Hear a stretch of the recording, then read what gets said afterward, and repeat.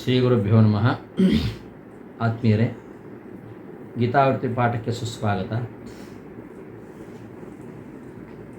ಭಗವದ್ಗೀತೆಯ 13ನೇ ಅಧ್ಯಾಯದ 29ನೆಯ ಶ್ಲೋಕ. ಸಮಂ ಪಶ್ಯನ್ ಹಿ ಸರ್ವತ್ರ ಸಮವಸ್ಥಿತಮೀಶ್ವರಂ ನ ಹಿನಸ್ತಿ ಆತ್ಮನಾತ್ಮಾನಂ ತಥೋ ಯಾತಿ ಪರಾಂ ಗತಿಂ. ಹಿಂದೆ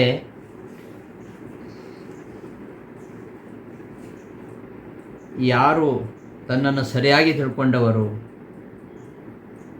ಪಶ್ಯತಿ ಸ ಪಶ್ಯತಿ, ಯಾರು ಜ್ಞಾನಿ ಎಂಬುದನ್ನು ಕೃಷ್ಣ ಹೇಳಿದ.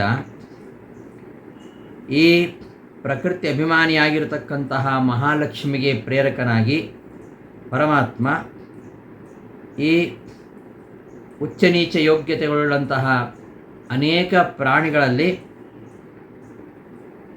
ಅನೇಕ ಭೇದಗಳಿಂದ ಕೂಡಿದಂತಹ ಪ್ರಾಣಿಗಳಲ್ಲಿ ಪ್ರೇರಕನಾಗಿದ್ದರೂ ಸಹ ಅವನಿಗೆ ಯಾವುದೇ ಆಯಾ ಪ್ರಾಣಿಗಳ ಯೋಗ್ಯತೆಯ ಹಾಗೆ ಉಚ್ಚ ನೀಚತ್ವ ಇದ್ಯಾವುದು ಇರದೆ ಸರ್ವತ್ರ ಅವನು ಸಮನಾಗಿ ಇರ್ತಾನೆ. ಆ ಪ್ರಾಣಿಗಳು ಸುಖ ದುಃಖ ಜನನ ಮರಣಾದಿಗಳನ್ನು ಹೊಂದಿದರು, ಅದರಲ್ಲಿರ್ತಕ್ಕಂತಹ ಪರಮಾತ್ಮನು ಆ ಸುಖ ದುಃಖಾದಿ ಸಂಬಂಧವನ್ನು ಹೊಂದುವುದಿಲ್ಲ. ಈ ರೀತಿ ಯಾವನು ತಿಳ್ಕೊಳ್ತಾನೋ ಅವನೇ ನಿಜವಾದ ಜ್ಞಾನಿ, ಅವನೇ ಯಥಾರ್ಥವಾದ ಜ್ಞಾನವುಳ್ಳವ. ಈ ರೀತಿಯಾಗಿ ಚೇತನಾತ್ಮಕವಾಗಿರತಕ್ಕಂತಹ ಸಕಲ ವಸ್ತುಗಳಲ್ಲಿ ಸಮನಾಗಿ ಇರತಕ್ಕಂತಹ ಪರಮಾತ್ಮ ಅವನು ಸರ್ವತ್ರ ಸಮನಾಗಿದ್ದಾನೆ, ನಿರ್ದೋಷನಾಗಿದ್ದಾನೆ, ಗುಣಪೂರ್ಣನಾಗಿದ್ದಾನೆ. ಈ ರೀತಿಯಾಗಿ ತಿಳಿತಕ್ಕಂತಹ ಅಧಿಕಾರಿಯು ಅವ ನರಕಾದಿ ಅನರ್ಥಗಳನ್ನು ಹೊಂದದೆ ಶ್ರೇಷ್ಠಗತಿಯನ್ನು ಹೊಂತಾನೆ ಎಂಬ ವಿಚಾರವನ್ನು ಹಿಂದಿನ ಶ್ಲೋಕದಲ್ಲಿ ನಿರೂಪಣೆ ಮಾಡಿ, ಅಂತಹ ಜ್ಞಾನಿ ಯಾವತ್ತು ಅವನು ನರಕಾದಿ ಅನರ್ಥಗಳನ್ನು ಹೊಂದೋದಿಲ್ಲ, ಸ್ವಬುದ್ಧಿಯಿಂದ ತನ್ನನ್ನು ಅಧೋಗತಿಗೆ ಇಳಿಸಿಕೊಳ್ಳುವುದಿಲ್ಲ, ಜ್ಞಾನದ ಬಲದಿಂದ ಅವನು ಶ್ರೇಷ್ಠವಾಗಿರತಕ್ಕಂತಹ ಸ್ಥಾನವನ್ನೇ ಪಡಿತಾನೆ ಅಂತ ಈ ಶ್ಲೋಕದಲ್ಲಿ ಹೇಳಿ ಹೊರಟಿದ್ದಾನೆ. ಸಮಂ ಹಿ ಪಶ್ಯನ್ ಸರ್ವತ್ರ ಸಮವಸ್ಥಿತಂ ಈಶ್ವರಂ ನ ಹಿನಸ್ತಿ ಆತ್ಮನ ಆತ್ಮಾನಂ ತಥೋ ಯಾತಿ ಪರಾಂ ಗತಿಂ. ಸರ್ವತ್ರ ಎಲ್ಲೆಡೆ ಸಮವಸ್ಥಿತಂ ನೆಲೆ ನಿಂತಿರತಕ್ಕಂತಹ ಈಶ್ವರಂ ಈಶ್ವರನನ್ನು ಎಲ್ಲೆಲ್ಲಿಯೂ ಕೂಡ ಸಮಂ ಏಕಪ್ರಕಾರವಾಗಿ ಪಶ್ಯನ್ ತಿಳಿಯುತ್ತಾ, ಆತ್ಮನ ತನ್ನ ಬುದ್ಧಿಯಿಂದ, ಆತ್ಮಾನಂ ತನ್ನನ್ನು, ಯಾವನು ನ ಹಿನಸ್ತಿ ತನ್ನಿಂದ ಆತ್ಮನ ತನ್ನ ಬುದ್ಧಿಯಿಂದ ತನ್ನನ್ನು ಅಧೋಗತಿಗೆ ಇಳಿಸಿಕೊಳ್ಳೋದಿಲ್ಲವೋ ಅಂತಹ ತತಃ ಆ ಜ್ಞಾನದ ಬಲದಿಂದ ಪರಾಂ ಗತಿಂ ಯಾತಿ ಪರಗತಿಯನ್ನು ಹೊಂತಾನೆ ಅಂತ ಈ ಶ್ಲೋಕದ ಪದಪದಾರ್ಥ.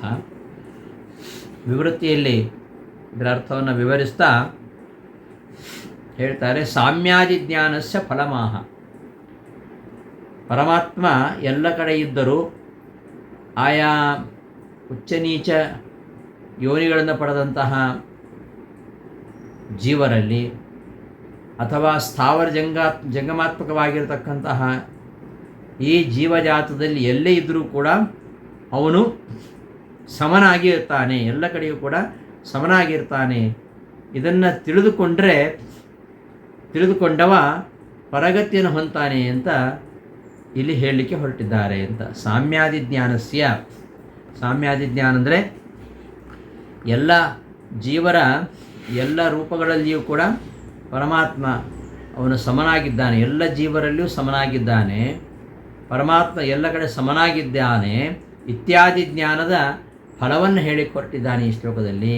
ಸಮಂ ಎಂಬ ಈ ಶ್ಲೋಕದಿಂದ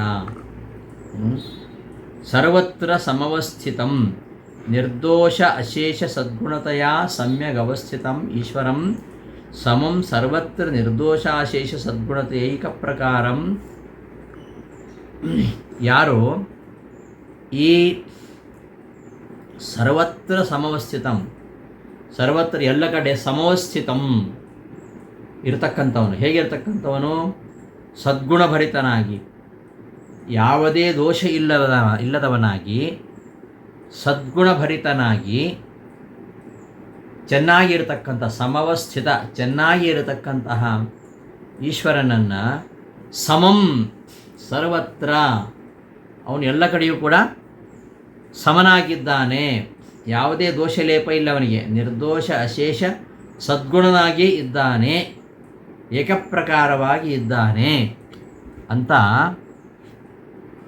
ಆತ್ಮನ ತನ್ನ ಬುದ್ಧಿಯಿಂದ, ಆತ್ಮಾನಂ ತನ್ನನ್ನು ನ ಹಿನಸ್ತಿ ನರಕದಲ್ಲಿ ಬೀಳಿಸಿಕೊಳ್ಳುವುದಿಲ್ಲ, ಅಂತಹ ಜ್ಞಾನದಿಂದ ಪರಾಂ ಗತಿಂ ಮುಕ್ತಿಯನ್ನು ಅವನು ಹೊಂತಾನೆ. ಸರ್ವತ್ರ ಸಮವಸ್ಥಿತಂ, ಎಲ್ಲ ಕಡೆಯೂ ಚೆನ್ನಾಗಿ ಇರತಕ್ಕಂತಹ, ಚೆನ್ನಾಗಿರೋದ್ರೆ ಹೇಗೆ? ನಿರ್ದೋಷ ಅಶೇಷ ಸದ್ಗುಣತೆಯ ಸಮ್ಯಗ್ ಅವಸ್ಥಿತಂ, ಎಲ್ಲೇ ಇದ್ದರೂ, ಯಾವ ದೇಹದಲ್ಲಿ ಇದ್ದರೂ ಕೂಡ, ಯಾವ ಜೀವರೊಳಗಿದ್ದರೂ ಕೂಡ ಅವನು ನಿರ್ದುಷ್ಟನಾಗಿರ್ತಾನೆ, ಅಶೇಷ ಸದ್ಗುಣನಾಗಿರ್ತಾನೆ. ಈ ರೀತಿಯಾಗಿ ಸಮ್ಯಗ್ ಅವಸ್ಥಿತಂ, ಚೆನ್ನಾಗಿರತಕ್ಕಂತಹ ಈಶ್ವರನನ್ನು ಸಮಂ, ಸರ್ವತ್ರ ಸಮಂ ಅಂದರೆ ಎಲ್ಲ ಕಡೆಯಲ್ಲಿಯೂ ನಿರ್ದೋಷ ಅಶೇಷ ಸದ್ಗುಣತೆಯ ಏಕಪ್ರಕಾರನಾಗಿ ಇದ್ದಾನೋ, ಈ ರೀತಿಯಾಗಿ ಪಶ್ಯನ್ ನೋಡುತ್ತಾ. ಸೂತ್ರದಲ್ಲಿ ಅದನ್ನೇ ಹೇಳ್ತಾರೆ, ಬ್ರಹ್ಮಸೂತ್ರದಲ್ಲಿ ಓಂ ನಸ್ಥಾನತೋಪಿ ಪರಸ್ಯ ಉಭಯಲಿಂಗಂ ಸರ್ವತ್ರ ಹಿ ಓಂ ಎಂಬ ಸೂತ್ರ 2ನೇ ಅಧ್ಯಾಯದಲ್ಲಿ ಬರತಕ್ಕಂತಹ ಸೂತ್ರ, ಸಮಯಪಾದಲ್ಲಿ ಬರ್ತಕ್ಕಂತಹ ಸೂತ್ರ. ಪರಮಾತ್ಮನ ಸರ್ವಗುಣ ಪರಿಪೂರ್ಣತ್ವಕ್ಕೆ ವಿರೋಧಿಯಾಗಿರತಕ್ಕಂತಹ ದೋಷಗಳನ್ನು ಬೇರೆ ಬೇರೆ ಸಮಯಾನುಸಾರವಾಗಿ ಅವುಗಳನ್ನು ಪ್ರಸ್ತಾಪಿಸಿ ಅವೆಲ್ಲವನ್ನು ನಿರಾಕರಣೆ ಮಾಡತಕ್ಕಂತಹ ಅಧ್ಯಾಯ 2ನೇ ಅಧ್ಯಾಯ. ಆ 2ನೇ ಅಧ್ಯಾಯದಲ್ಲಿ ನಸ್ಥಾನತೋಪಿ ಪರಸ್ಯ ಉಭಯಲಿಂಗಂ ಸರ್ವತ್ರ ಹಿ ಎಂಬ ಸೂತ್ರನಿದೆ. ಆ ಸೂತ್ರದಲ್ಲಿ ಪರಮಾತ್ಮನ ಎಲ್ಲ ರೂಪಗಳಿಗೂ ಅಭೇದವನ್ನು ಹೇಳಿದ್ದಾರೆ. ಪರಮಾತ್ಮನ ಅನಂತ ರೂಪಗಳಿವೆ, ಯಾವ ರೂಪಗಳಿಗೂ ಭೇದ ಇಲ್ಲ. ನಮ್ಮ ದೇಹದಲ್ಲಿ ಪರಮಾತ್ಮ ಒಂದೊಂದು ಸ್ಥಾನದಲ್ಲಿ ಒಂದೊಂದು ಹೆಸರಿನಿಂದ ಇದ್ದಾನೆ.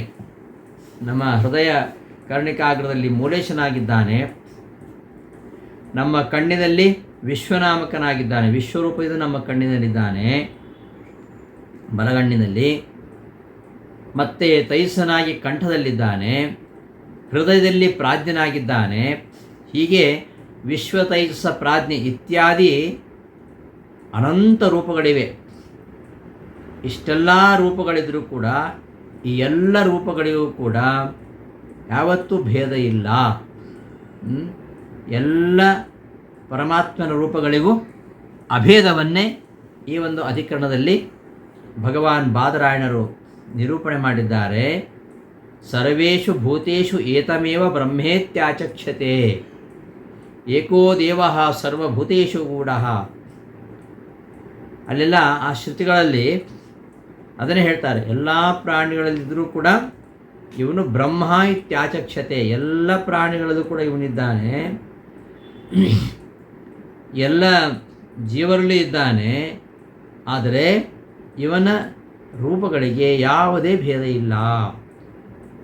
ಅದು ದಕ್ಷಿಣಾಗ್ನಿ ಇರ್ಬೋದು, ಕಂಠ ಇರ್ಬೋದು, ಅಥವಾ ಹೃದಯದಲ್ಲಿರ್ಬೋದು, ಇರ್ತಕ್ಕಂತಹ ಬೇರೆ ಬೇರೆ ಸ್ಥಾನಭೇದೇನ, ಸ್ಥಾನ ನಿಮಿತ್ತವಾಗಿ ನ ಸ್ಥಾನದೋಪಿ ಪರಸ್ಯ ಉಭಯಲಿಂಗಂ ಸರ್ವತ್ರ ಹಿ, ಸ್ಥಾನಭೇದದಿಂದಲೂ ಆ ಪರಮಾತ್ಮ ರೂಪಗಳಿಗೆ ಯಾವುದೇ ಭೇದ ಇಲ್ಲ ಅಂತ ಹೇಳ್ತಕ್ಕಂತಹ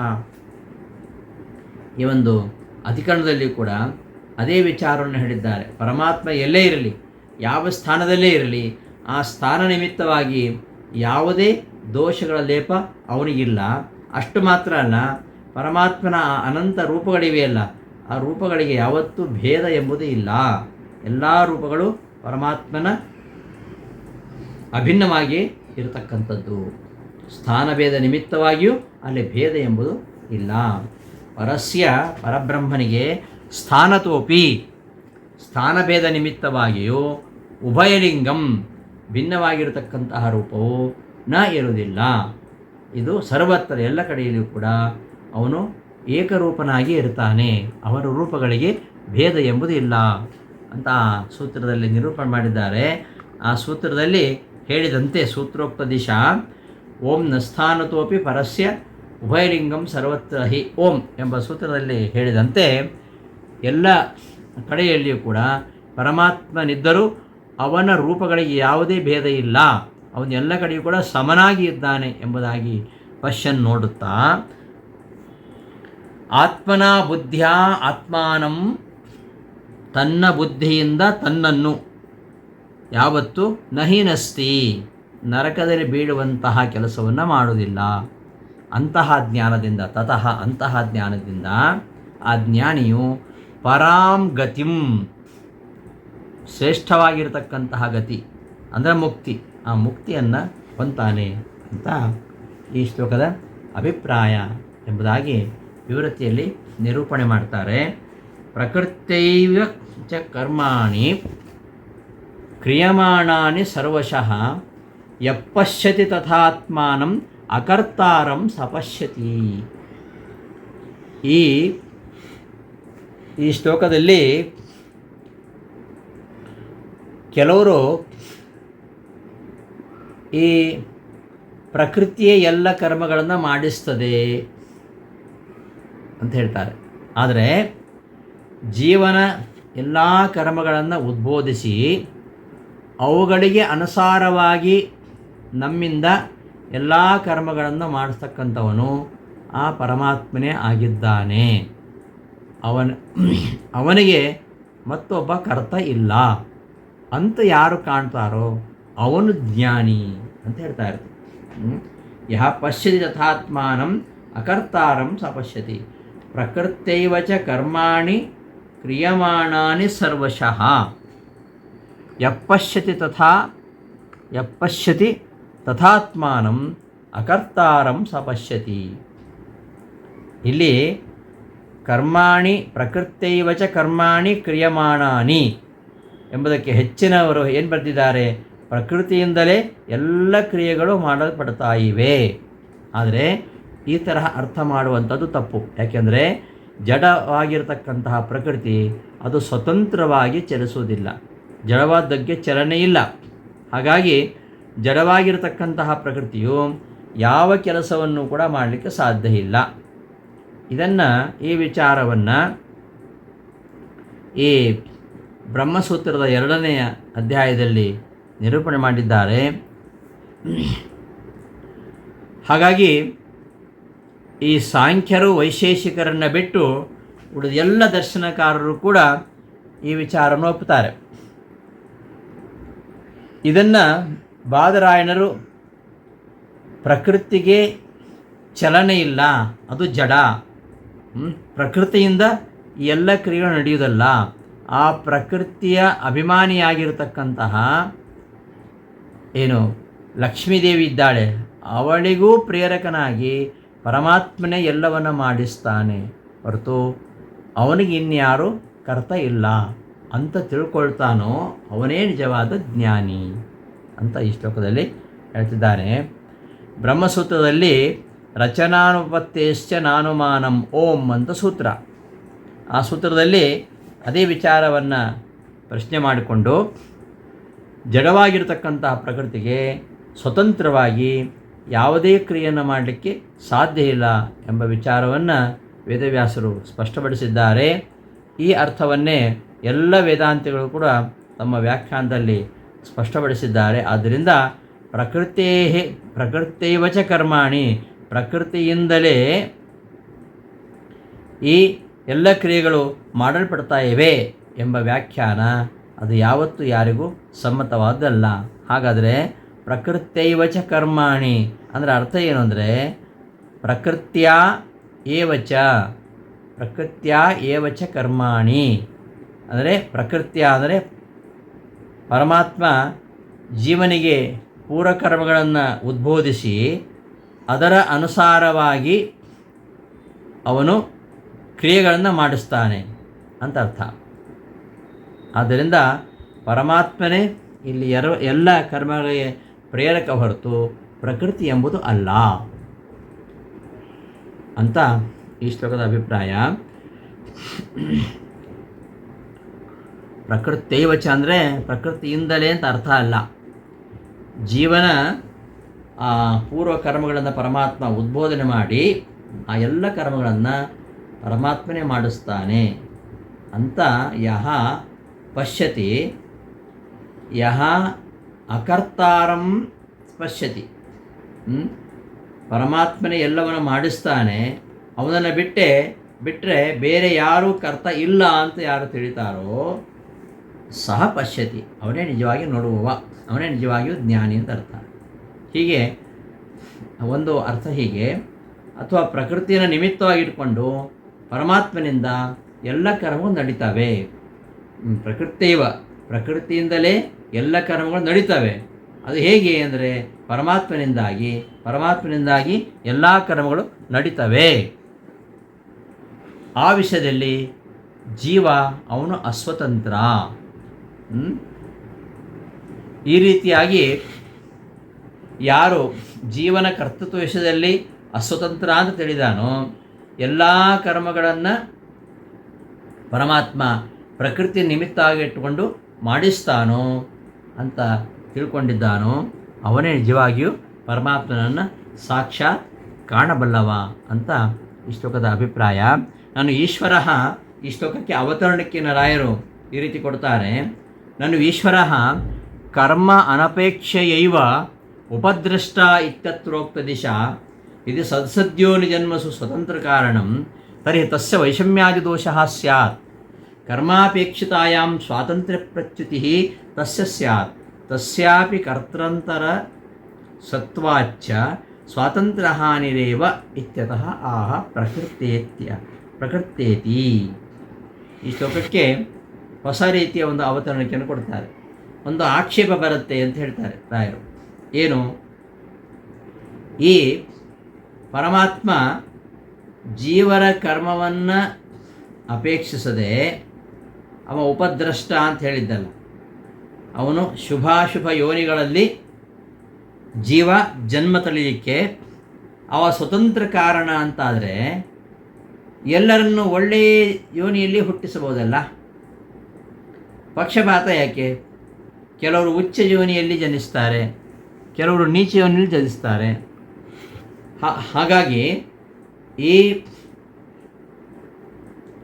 ಜೀವನ ಶುಭಾಶುಭ ಯೋನಿಗಳಲ್ಲಿ ಜನನಕ್ಕೆ ಪರಮಾತ್ಮನೇ ಸ್ವತಂತ್ರ ಕಾರಣ ಅಂತ ಆ ಉಪದೃಷ್ಟಾನುಮಂತ ಎಂಬ ಶ್ಲೋಕದಲ್ಲಿ ಹೇಳಿದರು. ಆದ್ದರಿಂದ ಪರಮಾತ್ಮ ಈ ಬರೀ ಪ್ರಕೃತಿ ಕಾರಣ ಅಲ್ಲ, ಪ್ರಕೃತಿ ದೇಹ ಸಂಬಂಧ ಪ್ರಕೃತಿಯ ಗುಣಗಳಿಂದಾಗಿ ಈ ಜನ್ಮ ಬರುತ್ತೆ. ಆದರೆ ಶುಭಾಶುಭ ಯೋನಿಗಳಲ್ಲಿ ಅವ ಜನಿಸಲಿಕ್ಕೆ ಸ್ವತಂತ್ರ ಕಾರಣ ಯಾರು? ಪರಮಾತ್ಮ ಅಂತ ಹೇಳಿದ್ದು. ಹಾಗಾದರೆ ಅವನು ಸ್ವತಂತ್ರ ಕಾರಣ ಅಂತಾದರೆ ಎಲ್ಲರನ್ನು ಉಚ್ಚ ಯೋನಿಗಳಲ್ಲೇ ಹುಟ್ಟಿಸ್ಬೋದಲ್ಲ. ಕೆಲವು ಜೀವರು ಉಚ್ಚ ಯೋನಿಗಳಲ್ಲಿ ಹುಟ್ಟುತ್ತಾರೆ, ಕೆಲವು ಜೀವರು ನೀಚ ಯೋನಿಗಳಲ್ಲಿ ಹುಟ್ಟುತ್ತಾರೆ. ಹಾಗಾದರೆ ಪರಮಾತ್ಮ ಪಕ್ಷಪಾತ ಮಾಡಲಿಲ್ವಾ ಅನ್ನೋ ದೋಷ ಬರುತ್ತೆ. ಇನ್ನು ಇಲ್ಲ, ಅವರು ಯಾಕೆ ನೀಚ ಯೋನಿಯಲ್ಲಿ ಹುಟ್ಟಿದರು ಅಂದರೆ ಅವರ ಕರ್ಮಾನುಸಾರವಾಗಿ ಹುಟ್ಟಿದರು. ಇವರು ಯಾಕೆ ಉಚ್ಚ ಯೋನಿಯಲ್ಲಿ ಹುಟ್ಟಿದ್ರು ಅಂದರೆ ಇವರ ಕರ್ಮಾನುಸಾರವಾಗಿ. ಇವನೇನೋ ತುಂಬ ಒಳ್ಳೆ ಕೆಲಸ ಮಾಡಿದ್ದ ಹಿಂದಿನ ಜನ್ಮದಲ್ಲಿ, ಆ ಒಂದು ಪುಣ್ಯದ ಬಲದಿಂದಾಗಿ ಉನ್ನತ ಯೋನಿಯಲ್ಲಿ ಉಚ್ಚ ಯೋನಿಯಲ್ಲಿ ಹುಟ್ಟಿದ. ಇವ ಪಾಪ ಮಾಡಿದ್ದಾನೆ, ಆದ್ದರಿಂದ ಪಾಪಕರ್ಮವಶಾತ್ ನೀಚ ಯೋನಿಯಲ್ಲಿ ಹುಟ್ಟಿದ್ದಾನೆ ಅಂತ ಹಾಗೆ ಸಮಾಧಾನ ಹೇಳೋದಾದರೆ, ಹಾಗಾದರೆ ಪರಮಾತ್ಮ ಸ್ವತಂತ್ರ ಕಾರಣ ಅಲ್ಲ ಅಂತಾಗತ್ತೆ.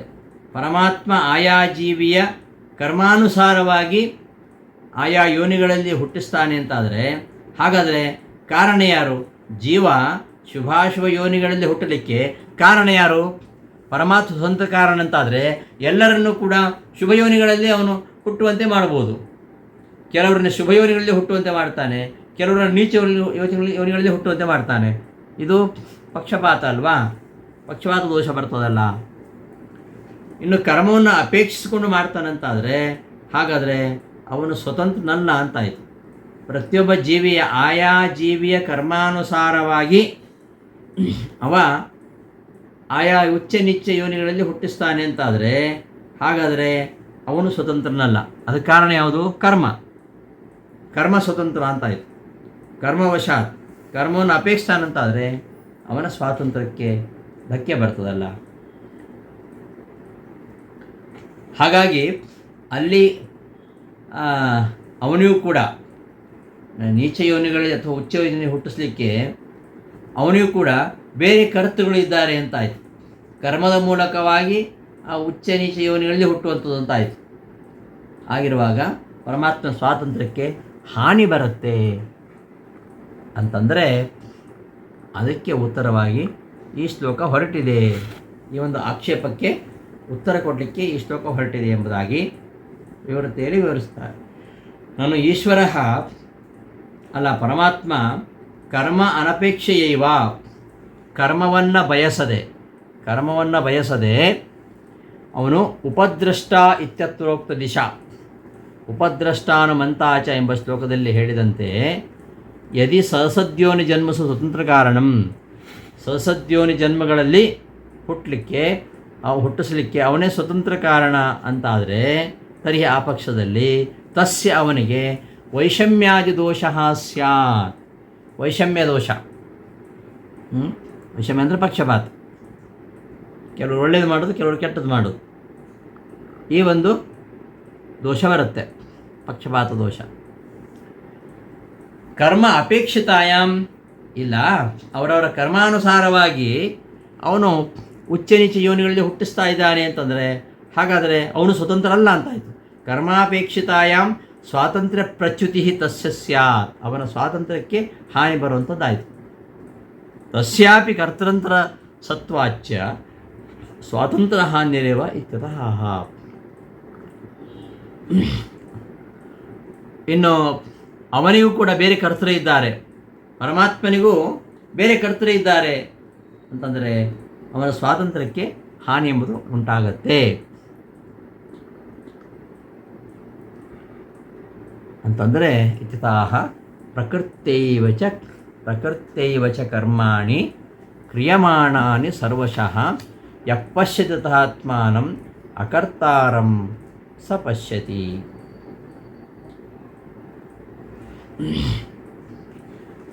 ಈ ಶ್ಲೋಕ ಹೊರಟಿರುವಂಥದ್ದು ಲೆಬಂತಮ್ ಏತತ್ ಪ್ರಕೃತ್ಯ ಏವಚ ಪ್ರಕೃತ್ಯೈವಚ. ಮೇಲೊಟ್ಟಕ್ಕೆ ಪ್ರಕೃತ್ಯಾ ಏವ ಅಂತ ಕಾಣುತ್ತೆ ನಮಗೆ. ಪ್ರಕೃತ್ಯಾ ಏವ ಕ್ರಿಯಮಾಣಾನಿ, ಪ್ರಕೃತಿಯಿಂದಲೇ ಎಲ್ಲ ಕರ್ಮಗಳು ಮಾಡಲ್ಪಡುತ್ತವೆ ಅಂತ. ಪ್ರಕೃತ್ಯಾ ಏವ ಪದಚ್ಛೇದ ಅಲ್ಲ, ಪ್ರಕೃತ್ಯ ಉಪಸರ್ಗ ಕೃಧಾತು ಲೆಬಂತ ಅವ್ಯಯ ಪ್ರಕೃತ್ಯ. ಚ ಶಬ್ದಕ್ಕೆ ಚ ಶಬ್ದಾತ್ ಪೂರ್ವಪ್ರಕೃತ ಈಶ್ವರ ಅನುಸಜ್ಜತೆ. ಇಲ್ಲಿ ಪ್ರಕೃತ್ಯೈವಚ ಪ್ರಕೃತ್ಯ ಏವಚ ಅಂತ ಪದಚ್ಛೇದ ಮಾಡ್ಕೋಬೇಕು. ಪ್ರಕೃತಿ ಅನ್ನೋದು ಲೆಬಂತ ಅವ್ಯಯ. ಚ ಶಬ್ದದಿಂದ ಪೂರ್ವಪ್ರಕೃತನಾಗಿರ್ತಕ್ಕಂತಹ ಈಶ್ವರನನ್ನು ಇಟ್ಕೊಳ್ಬೇಕು. ಈಶ್ವರೇಣೈವ ಪ್ರಕೃತ್ಯ, ಈಶ್ವರನಿಂದಲೇ ಪ್ರಕೃತಿ ಅಂದರೆ ಏನು? ಪೂರ್ವತನಂ ಜೀವಕರ್ಮ ಉದ್ಬೋಧ್ಯ. ಪರಮಾತ್ಮನಿಂದಲೇ ಉದ್ಬೋಧಿಸಿ ಅಂತ ಅರ್ಥ. ಪ್ರಕೃತಿ ಅಂದರೆ ಉದ್ಬೋಧಿಸಿ. ಏನನ್ನು ಉದ್ಬೋಧಿಸಿ? ಅವನ ಕರ್ಮ, ಪೂರ್ವತನ ಕರ್ಮ, ಪ್ರಾರಬ್ಧ ಕರ್ಮ. ಹಿಂದಿನ ಜನ್ಮದಲ್ಲಿ ಮಾಡತಕ್ಕಂತಹ ಕರ್ಮವನ್ನು ಉದ್ಬೋಧನೆ ಮಾಡಿ, ಅರ್ಥಾತ್ ಆ ಜೀವನ ಪೂರ್ವಕರ್ಮಗಳ ಅನುಸಾರವಾಗಿ ಅವನಿಂದ ಸಕಲ ಕರ್ಮಗಳನ್ನು ಮಾಡಿಸ್ತಾನೆ. ಜೀವಾಂತೂ ನಾನು ಸ್ವತಂತ್ರಕರ್ತ ಅಲ್ಲ, ಅಥವಾ ಪರಮಾತ್ಮನನ್ನು ಸೃಷ್ಟಿಸ್ತಕ್ಕಂಥ ಮತ್ತಾರೂ ಇಲ್ಲ ಅಂತ ಈ ರೀತಿಯಾಗಿ ಅವನು ತಿಳ್ಕೊಳ್ತಾವನೋ ಅವನೇ ನಿಜವಾದ ತಿಳುವಳಿಕೆ ಉಳ್ಳವ ಅಂತ ಈ ಶ್ಲೋಕದ ಅರ್ಥ ಅಂತ ಹೇಳ್ತಾರೆ.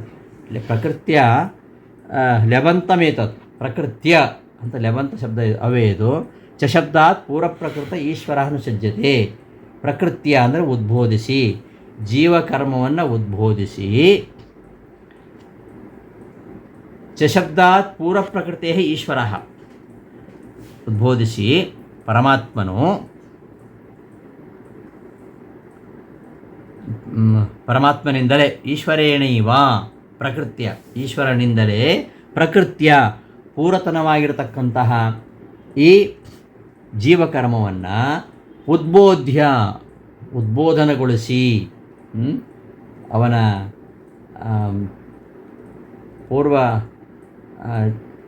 ಪೂರ್ವತನವಾಗಿರತಕ್ಕಂತಹ ಕರ್ಮ ಅದನ್ನು ಉದ್ಬೋಧಗೊಳಿಸಿ ಅದಕ್ಕೆ ಅನುಸಾರವಾಗಿ ಮಾಡಲ್ಪಡ್ತಕ್ಕಂತಹ ಕರ್ಮ ತದನುಸೃತ್ಯ, ಅದಕ್ಕೆ ಅನುಸಾರವಾಗಿ ಕ್ರಿಯಮಾಣಾನಿ ಸರ್ವಾಣಿ ಕರ್ಮಾಣಿ, ಅದಕ್ಕೆ ಅನುಸಾರವಾಗಿ ಪರಮಾತ್ಮನಿಂದ ಈ ಎಲ್ಲ ಕರ್ಮಗಳು ಮಾಡಲ್ಪಡುತ್ತವೆ.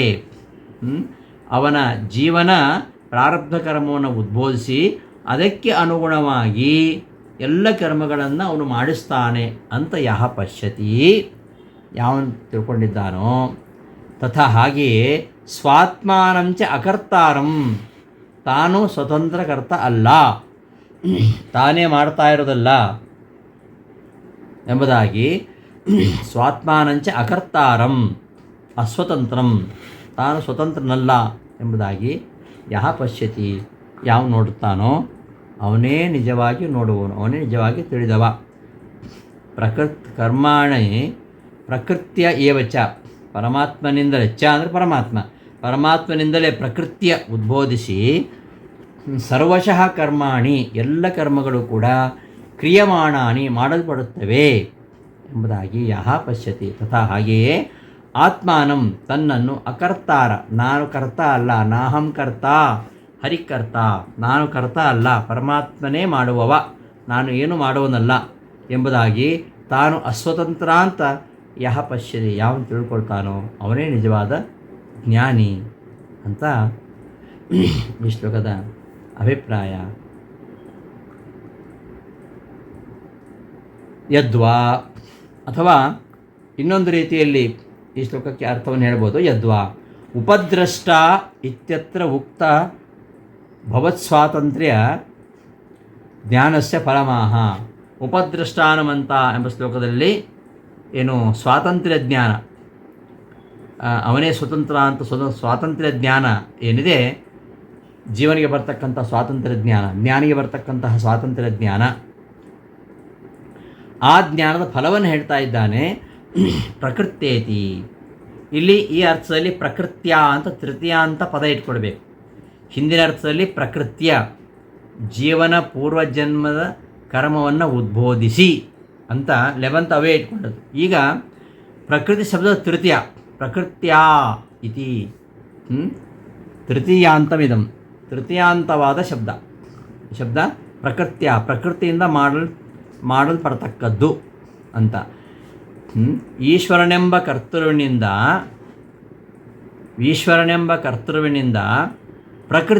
ಪ್ರಕೃತಿಯಿಂದ ಮಾಡಲ್ಪಡ್ತಕ್ಕಂಥವುಗಳು ಈ ಕರ್ಮಗಳು.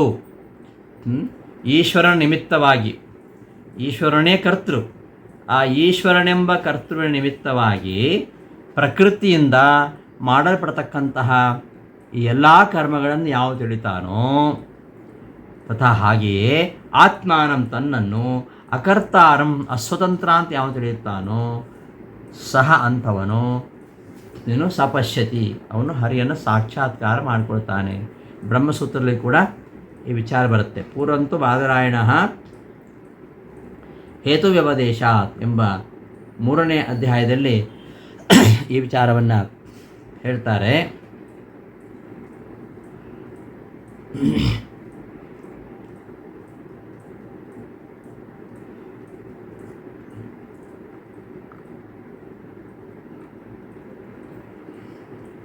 ಪೂರ್ವಂತು ಬಾದರಾಯಣ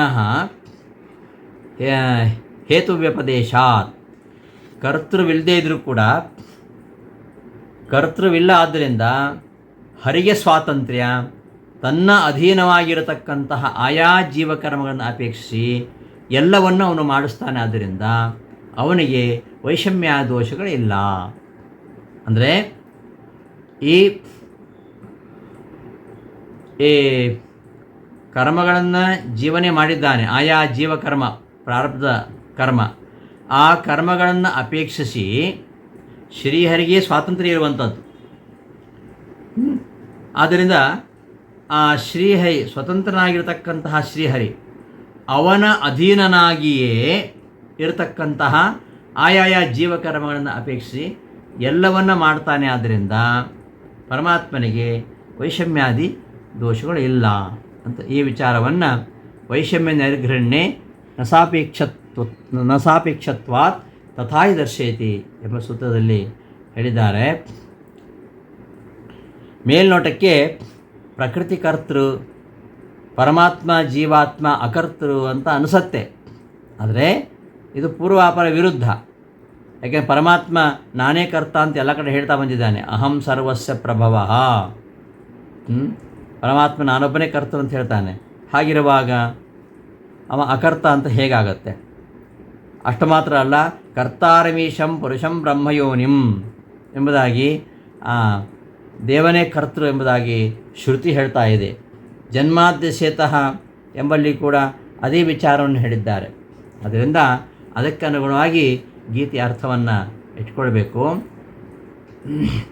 ಪ್ರಕೃತಿಯ ಲೆಬಂತವಾದ ಶಬ್ದ ಅಂತ ಸ್ಕಾಂದ ಪುರಾಣ ಹೇಳುತ್ತೆ ನೋಡಿ. ಅಲ್ಲಿ ಕೂಡ ಅದೇ ಥರದ ಮಾತು ಬರುತ್ತೆ. ಸ್ವಯಂ ಪ್ರಕೃತ್ಯ ಭಗವಾನ್ ಕರೋತಿ ನಿಖಿಲಂ ಜಗತ್. ಪರಮಾತ್ಮನು ಮಾಡ್ತಾ ಇಲ್ಲ ಇಲ್ಲಿ. ಪರಮಾತ್ಮ ಅವನು ಕರ್ತನೂ ಅಲ್ಲ ಅಕರ್ತನೂ ಅಲ್ಲ ಅಂತ. ನೈವ ಕರ್ತ ಹರೇ ಕಶ್ಯತಿ ಅಕರ್ತಾತೇನ ಕೇಶವ. ಪರಮಾತ್ಮನಿಗೊಬ್ಬ ಕರ್ತ ಇಲ್ಲ, ಅವನೂ ಕರ್ತ ಅಲ್ಲ. ಮತ್ತು ಹೇಗೆ ಮಾಡ್ತಿದ್ದಾನೆ ಅಂದರೆ ಸ್ವಯಂ ಪ್ರಕೃತ್ಯ ಭಗವಾನ್ ಕರ್ಮಾಣಿ ಪ್ರಕೃತ್ಯ ಸ್ವಯಂ ಕ್ರಿಯಮಾಣಾನಿ ಕರ್ಮಾಣಿ ಸರ್ವಶಃ. ಅಂದರೆ ಕರ್ಮಾಣಿ ಪ್ರಕೃತಿಯ ಕರ್ಮಗಳನ್ನು ಪ್ರಕೃತಿಯ ಉದ್ಬೋಧಿಸಿ ಸ್ವಯಂ ಕ್ರಿಯಮಾಣಾನಿ ಕರ್ಮಾಣಿ ಸ್ವಯಂ ಪ್ರಕೃತ್ಯ ಭಗವಾನ್ ಪರಮಾತ್ಮ ಸ್ವತಃ ಆ ಕರ್ಮಗಳನ್ನು ಉದ್ಬೋಧಿಸಿ ನಿಖಿಲಂ ಕರೋತಿ ಜಗತ್, ಈ ಜಗತ್ತನ್ನು ಸೃಷ್ಟಿ ಮಾಡ್ತಾನೆ. ನೈವ ಕರ್ತ ಹರೇ ಕಶ್ಚಿತ್, ಅವನಿಗಿಂತ ಬೇರೆ ಅವನಿಗೊಬ್ಬ ಮತ್ತೊಬ್ಬ ಕರ್ತ ಇಲ್ಲ. ಅಕರ್ತಾತೇನ ಕೇಶವ. ಹೀಗೆ ಅವ ಕರ್ತನೂ ಅಂತ ಹೇಳಲಿಕ್ಕಾಗತ್ತೆ, ಕರ್ತ ಅಲ್ಲ ಅಂತ ಹೇಳಲಿಕ್ಕಾಗತ್ತೆ. ಹೇಗೆ ನೈವ ಕರ್ತ ಹರೇ ಕಶ್ಚಿತ್, ಹರಿಗೆ ಮತ್ತೊಬ್ಬ ಕರ್ತ ಇಲ್ಲ, ಅವನಿಂದ ಮಾಡಿಸೋ ಮತ್ತೊಬ್ಬ ಇಲ್ಲ. ಕರ್ಮ ಅವನಿಂದ ಮಾಡಿಸ್ತು ಅಂತ ಹೇಳಿಕೆ ಬರಲ್ಲ. ಆ ಕರ್ಮಗಳನ್ನು ಉದ್ಬೋಧಿಸಿ ಕರ್ಮಾನುಸಾರವಾಗಿ ಪರಮಾತ್ಮನೇ ಆ ಕರ್ಮಗಳನ್ನು ಮಾಡಿಸ್ತಾನೆ. ಪೂರ್ವ ಕರ್ಮಗಳನ್ನು ಮುಂದಿಟ್ಟುಕೊಂಡು ಅದಕ್ಕೆ ಅನುಸಾರವಾಗಿ ಸ್ವತಃ ಪರಮಾತ್ಮ ಎಲ್ಲವನ್ನು ಮಾಡ್ತಾನೆ ಎಂಬುದನ್ನು ಅಲ್ಲಿ ಪೂರ್ವಂತವಾದರಾಯಣ ಹೇತುಪಿಸಾತ್ ಸೂತ್ರದಲ್ಲಿ ಹೇಳಿದ್ದಾರೆ. ಪುಣ್ಯೇನ ಪುಣ್ಯಂ ಲೋಕಂ ನಯತಿ ಎಂಬ ಶ್ರುತಿಯನ್ನು ಉದಾಹರಿಸ್ತಾರೆ ಅಲ್ಲಿ. ಅವ ಏನು ಮಾಡಿದ್ದಾನೆ? ಪುಣ್ಯ ಮಾಡಿದರೆ ಪುಣ್ಯ ಲೋಕಕ್ಕೆ ಸೇರಿಸ್ತಾನೆ, ಪಾಪ ಮಾಡಿದರೆ ಪಾಪ ಲೋಕಕ್ಕೆ ಸೇರಿಸ್ತಾನೆ. ಹೀಗೆ ಇಲ್ಲಿ ಪರಮಾತ್ಮ ಅಕರ್ತ ಅಂತ ಹೇಳೋದು. ಅಕರ್ತ ಅಂತ ಹೇಳೋದು, ಅಕರ್ತ ಅಂದ್ರೇನು? ಅವನಿಗೆ ಕರ್ತೃ ಇಲ್ಲ ಅಂತ. ಅವನಿಗೆ ಕರ್ತೃ ಇಲ್ಲ. ಅವ ಪರಮಾತ್ಮನ ಸೃಷ್ಟಿ ಮಾಡತಕ್ಕಂತಹ ಮತ್ತೊಬ್ಬ ಕರ್ತೃ ಇಲ್ಲ. ಇನ್ನು ಅಕರ್ತ ಶಬ್ದಕ್ಕೆ ಅದೇ ಅರ್ಥ, ಅಕರ್ತಾರಂ ಮನ್ಯತೆ. ಪರಮಾತ್ಮ ಅಕರ್ತಾರ ಅಂತ ಅಂದರೆ ನವಿದ್ಯತೆ ಕರ್ತ ಯಶಃ ಅಕರ್ತ ಹೊರತು ಕರ್ತ ನಭವತಿ ಅಂತ ಅರ್ಥ ಅಲ್ಲ. ಪರಮಾತ್ಮನಿಗೆ ಮತ್ತೊಬ್ಬ ಕರ್ತ ಇದ್ದಾನೆ ಅಂತ ಅರ್ಥ ಅಲ್ಲ. ನವಿದ್ಯತೆ ಕರ್ತ, ಅವನಿಗೆ ಮತ್ತೊಬ್ಬ ಕರ್ತ ಇಲ್ಲ. ಆದ್ದರಿಂದ ಪರಮಾತ್ಮ ಕರ್ಮಾನುಸಾರವಾಗಿ ಮಾಡಿಸ್ತಾನೆ ಅಂದರೆ ಅವನಿಗೆ ಮತ್ತೊಬ್ಬ ಕರ್ತ ಇಲ್ಲ. ಆ ಕರ್ಮಗಳನ್ನು ಉದ್ಬೋಧಿಸಿ ಅದಕ್ಕೆ ಅನುಸಾರವಾಗಿ ಅವನೇ ಕರ್ಮವನ್ನು ಮಾಡಿಸ್ತಾನೆ. ಆದ್ದರಿಂದ ಅವ ಸ್ವೇಚ್ಛೆಯಾಗಿ ಕರ್ಮವನ್ನು ಮಾಡಿಸ್ತಾ ಇಲ್ಲ. ಅವ ಮಾಡಿದ ಕರ್ಮಾನುಸಾರವಾಗಿ ಅವರೇನು ಹಿಂದಿನ ಜನ್ಮ ಮಾಡಿದ್ದಾನೆ ಆ ಕರ್ಮವನ್ನು ಮಾನದಂಡವಾಗಿ ಇಟ್ಕೊಂಡು